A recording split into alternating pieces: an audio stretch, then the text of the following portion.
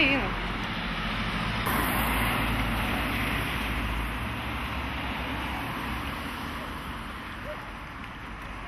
Aha. Skambinsiu, aš paskui. Ai, tu skambini? Dabar dar ne, bet po to. Ima. Tai mes dar nepakankamai arti. Čia nesimato nieko už medžio. Pagreitinsiu. Okay.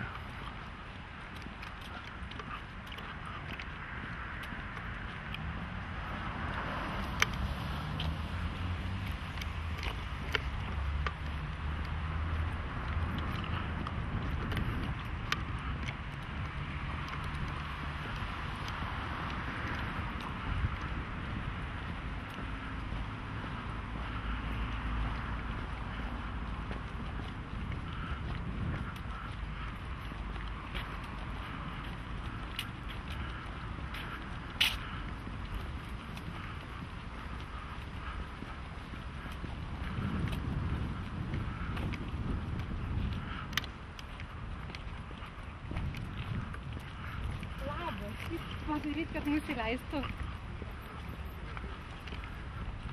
Gerai, iki.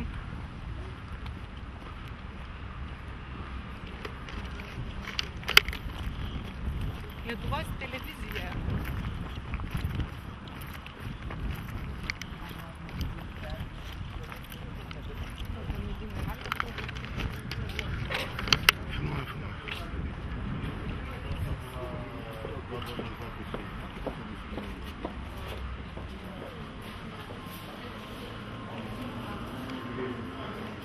Reikia susišakalus būti, einant pas rimtos laidos kūrėjus.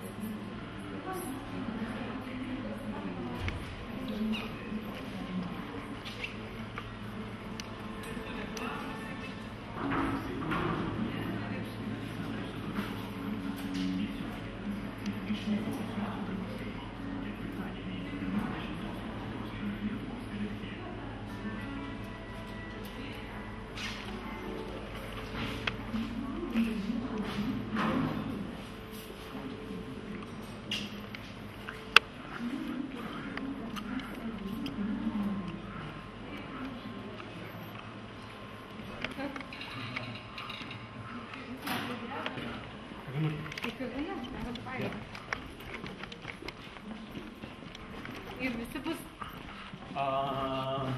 Nebus reiškia, nes jis bus paskaitas ir jam švirtinukas yra nepatogus antradieniais. Ir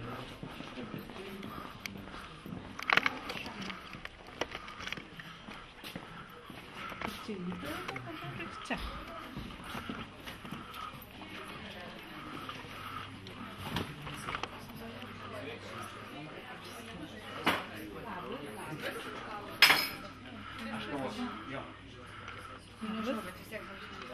Aš Aura minėjo, ne? Malonu. Labas istorija. Tai viską papasakoju, visą esmę, ką čia mes norime daryti, ar ne? Nepasakoju? Man kažką užsimė telefonu, bet aš nežinau. Tai aš žurnalistikos institutui filmuoju filmuką. Nu, čia kaip atskaitomasis darbas, tas vis, kurį kažkas. Bet... Jo, baltos. Tai va, ir reikia tiesiog nufilmuoti laidos filmavimas. Tai aš pasirinkau idėją medą, nes tokia, fainiausia iš tikrųjų laida, tokia ir linksma, ir naudinga, ir tokia visuomeniška. Tai va, tai galvojau pasivaikščioti su kuria nors iš jūsų, kaip filmuojamas reportažas. Aš pati televizijai dirbus, tai aš viską žinau, kaip ten būna. Tai va, tai buvo, jo, reikia vaizdų ir, šiaip čia bus panašiai, kaip buvo asistentas vienai dienai tokia laida. Nu tai kažkas panašaus stiliaus, kad ten filmuoji nuo A iki Z kaip filmuojama ir dar ten kalbėsi, o kaip čia būna, ar tos temos sunku surasti, ar tenai pašnekovai būna, kad pabėga, nu va tokių visokių bairių. Tai mes kaip nors tenksimės netrukdyti ir dar kaip tik gal padėti, nes suvazdys, pavyzdžiui, jeigu mums reikės galėsit įdėti, ten, tarkim, dvigubą, kaip būna ten filmuojama operatorius ir dar jisai filmuojamas. Nu, gal ir būsim ir naudingi ir jums, tai va. Ir šiaip linksmai galėsim pabūti. O jūs filmuojat kokiam dienom ar neturit, nes kaip ir kai kuriam? Tai dabar rytoj planuojat filmuoti, ne? Jo, tu susidaryti rytoj? Jo, aš rytoj ir penktadienį ryte šitausiu. Rytoj ryte ir penktadienį? Ne, rytoj daugmaž iki pietų, o penktadienį ryte. O neatsimeni, kiek mažo? Nes, ta prasme, nu, aš... Iki kelių? Aha, iki kelių, nuo kelių aš jau manau paimti kamerą. Nu, turiu dar vieną filmavimą pusę 2. Dar man dengimų reikia, bet jeigu lis, tai aš nefilmuosiu, aišku. Tai, nu, tarkim, iki 3, taip, žinai. Nuo 3 jau gali gal tartis. Gerai, o ketvirtadienis reiškia visas? Ketvirtadienis visas. Ir penktadienį aš kokios sudaros tik 10 valandą ryte. Tai va. Gerai, nes man nuo vienas tas toks esminis pašnekovas, kaip tik sakė, ketvirtadienį dar rytoj negaliu, aš bandau žinai spausti iš karto, kai tik tai jau ten. Va čia yra laisva minutė, taip ir bandai spausti iš karto pašnekovą, kad jisai pribūtų, nes po to gali perspėti. Ar dažnai perspėluoja? Ne, nu mūsų atveju. Bet vis tiek reikia prisitaikyti prie laiko.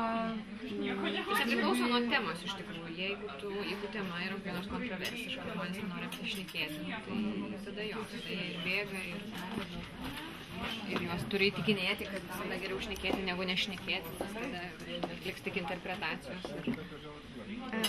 Eglė, ne? Tai aš, man atrodo, Eglė su tavim turbūt ketvirtadienį. Jei nieko prieš. Gerai. Nes rytoj ten gerai. O čia vienas? Jo, kol kas ne.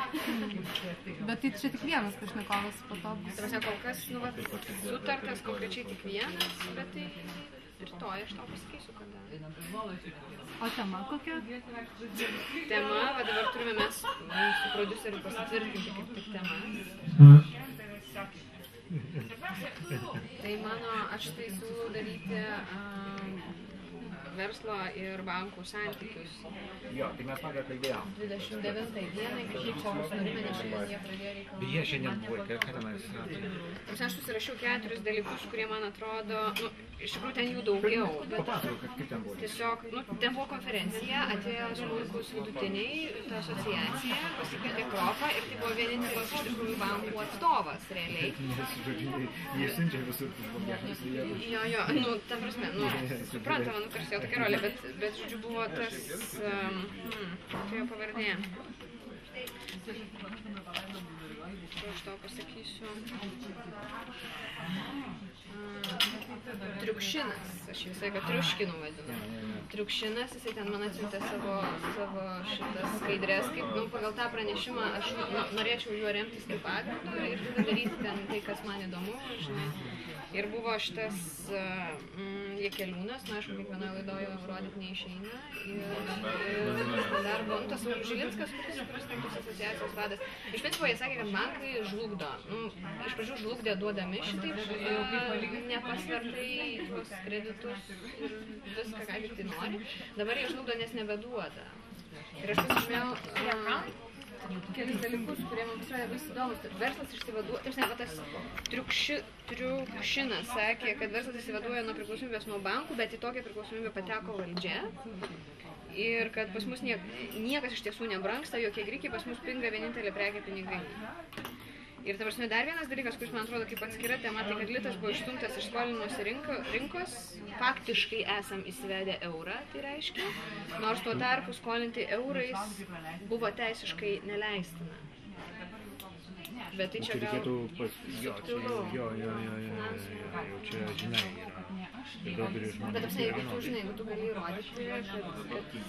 Ne, Ne, nu, tai aš tikrai nemanau, kad tenais, žinai, ne, bet aš nemanau, kad ne, galima skolintis bet kurią valiutą, nu, tu gali, aš nežinau, kad tenais, ir ta prasme tikrai nemanau, kad tenais būtų. Reguliuoja taip, kad Lietuvoje skolinti dėl valiutų valdybos modelio ir ten dėl kitų dalykų, kuriuo aš dabar neatsimenu, nes nesupratau. Bet tenai, bet čia, žinai, pasidomėt, nes tikrai aš nemanau, žinai, kad bankai jau tiesiog pažeidinėtų įstatymus, nu, vis tiek jiems ten, žinai, kažkokie tai suradė Čia sakė Vladimiras Trukšinas.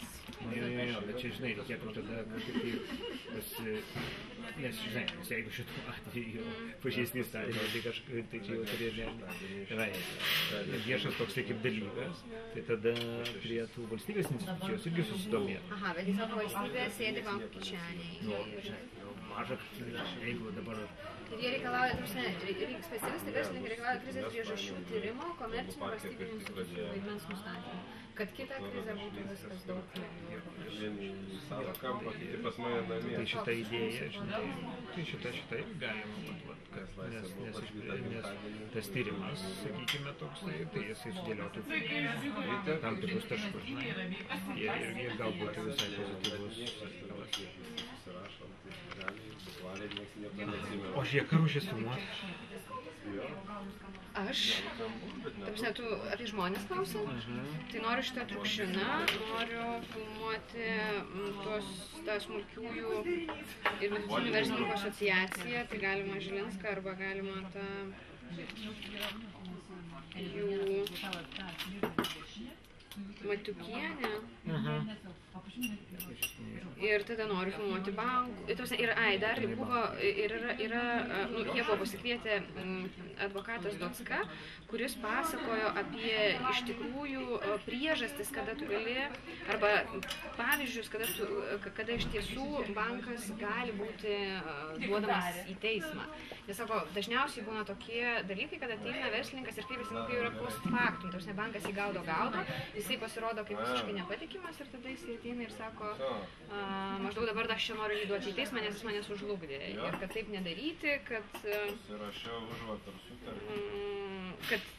pavyzdžiui, yra tokie pavyzdžiai, kaip keli bankai kreipiasi į įmonę reikalaudami, pavyzdžiui, 3 bankai kreipiasi į vieną įmonę reikalauja grąžinti kreditus, viskas, tu esi sužlugdomas. Tai vat, jeigu jūs supasakotum tokius pavyzdžius, tai aš manau yra labai jautru. Ir dabar galima, žinai, galbūt irgi susiras kokią nors įmonę, aš dabar nepamenu. Spindulys, man Giedrius sakė, Spindulys, kad buvo būtent taip ir buvo, kad kreditus pareikalavo prieš metus, jisai sudokumentavo tokiu būdu, kad bankai pareikalavo grąžinti pinigus. Beje, vienas iš Spindulio akcininkų po to nusišovė. Tai ar aš nežinau, ar dėl tos istorijos ten buvo kitų, nes daug jie turėjo dar, bet gal ten visai verslas, gal ten kažkokie kiti, bet žinai, bet įvyko taip, kaip įvyko. Tai čia tik tai šiaip, žodžiu, tokia info ten būti. Tai reikia. O apie tą istoriją su DNB, žodžiu, žinai, kad ten dalis investuotojų, žinai, DNB bankas, čia prieš keletą metų skelbė tokią akciją, kad darbingėt savo turtą, nekilnojamą turtą.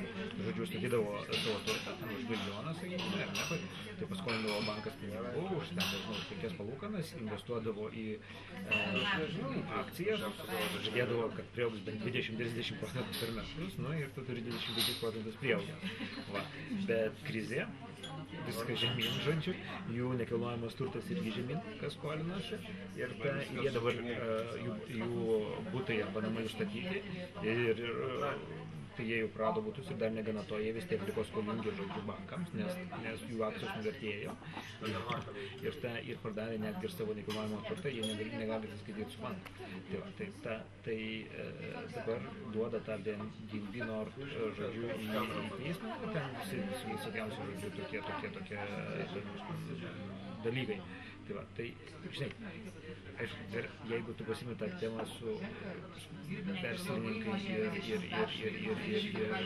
bankai, tai čia dar ateina, žodžiu, kaip privatus, ar kaip pavadinami privatus, fiziniai asmenys, ne? Tai aš nežinau, ar tinka ar netinka, nes gali būti per daug. Tai aš tiesiog tavo žiniai sakau.